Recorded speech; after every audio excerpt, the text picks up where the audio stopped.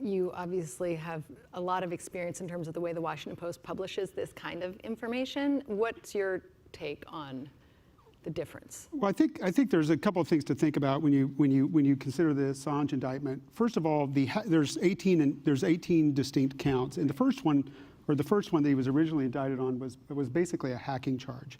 It was a conspiracy to commit computer fraud, and that was in April. Then they came back and— I just interrupt to just explain to people who don't know. It was specifically about trying to help Chelsea Manning break into, or break the password. Yeah, so he was essentially saying, this is how you do it. Coaching to crack a password. Right. That charge doesn't bother me at all for journalists, because we just don't, by pattern, practice, by decision, we just don't break the law, and we can't break the law. We don't break into computer systems. We don't try to crack codes. We are just, we're citizens, and we're not above the law. We don't have subpoena power. We don't have policing. We don't have the right to arrest and seek search warrants.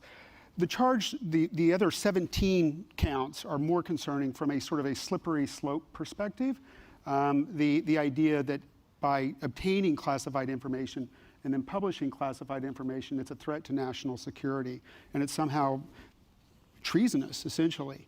And I think that as I sit here today, knowing the kinds of safeguards that we have built into our editorial and our legal process at the Post, I'm not super concerned about it, but I am concerned about it from a broad sort of framing perspective, because as journalists, I mean, we're just citizens, and the same fundamental protections that Assange has through the First Amendment are the very same things that protect us as journalists. I mean, we're not credentialed, we're not licensed, we don't have bar exams, we don't have med boards that can pull our license if we misbehave.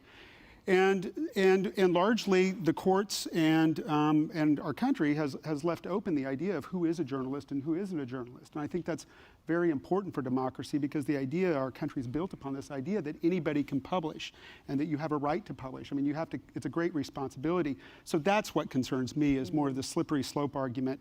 And I think a lot of that will remain to be seen, whether his case is successful and whether in the future there are other attempts to sort of go after journalists based upon espionage.